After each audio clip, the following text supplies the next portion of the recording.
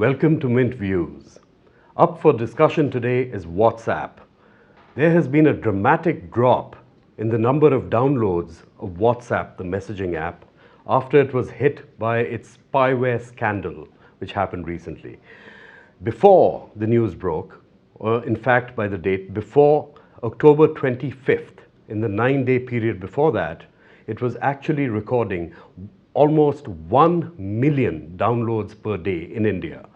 After October 25th, in the following 9 days, apparently it fell to only 2 lakh downloads per day.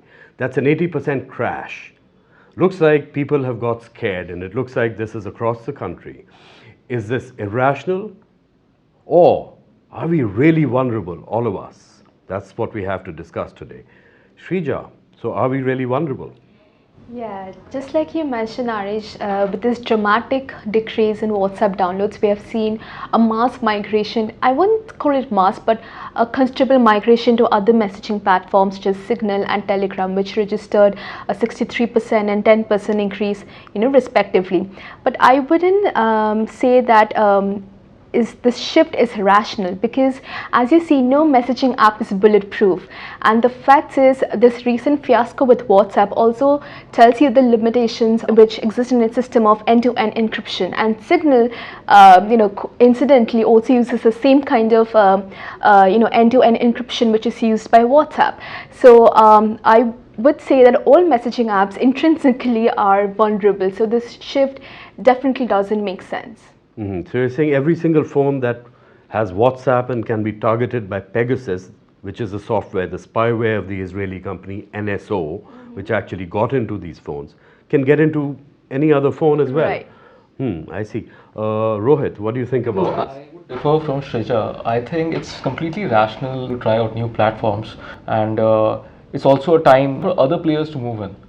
Anant, what would you make of this? Well, I think I agree a little bit more with Shrija rather than Rohit. Rohit is right when he says that it's a free competitive market, and when smaller competitors find an opportunity, they are going to take it. So nobody can blame them for doing this.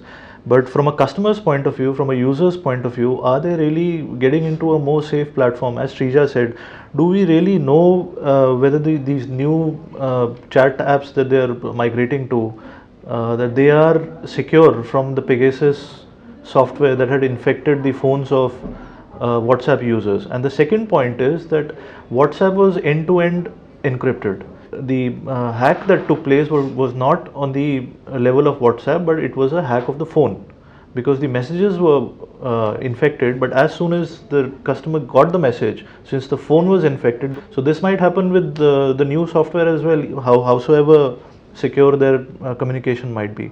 And another thing is that, who is more likely to have better systems to protect the communication that their users do? A company like Facebook has been in public glare and public scrutiny for a really long time. On the other hand, we don't really know much about the other companies.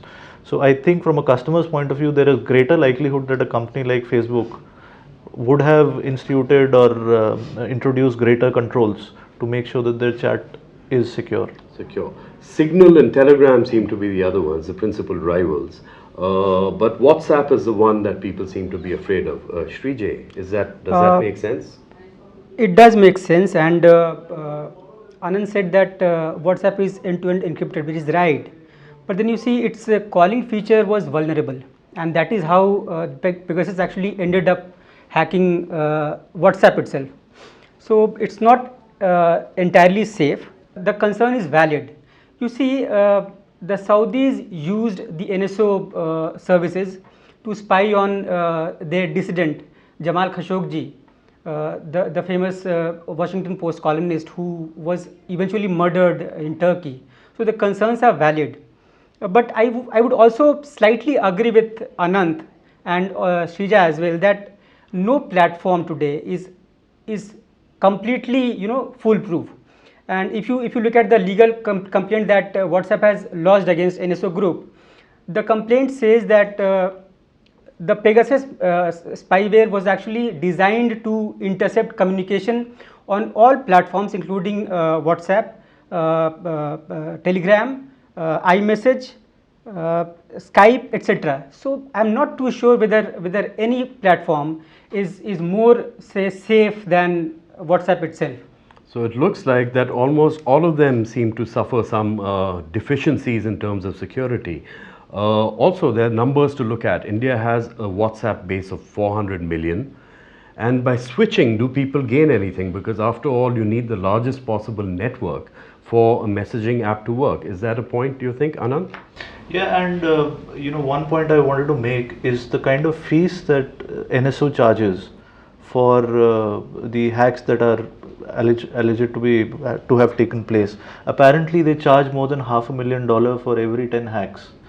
So, I mean, customers really need to think about whether they're really worth that kind of an amount that somebody would spend to get into their phones. I think the amount charged suggests to us that these are basically high profile target. So at a general level, I don't think there is such a need for people to panic. Although it's a free market, people can choose what they feel safer with their. True. Can Yeah, I make a point here? I disagree with Anand here. See, the very cost that it entails, basically close to $500,000 for every 10 hack, means that it is actually largely used by states, the governments. So that is where the concern lies.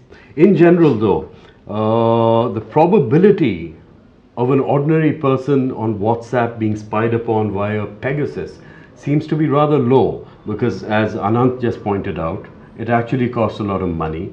But on the other hand, there is also the point that if anybody is vulnerable, then everybody probably has reason to worry a little bit. But in general, to move off WhatsApp on this seems to be a bit of an overreaction to the House, I would imagine. Thank you.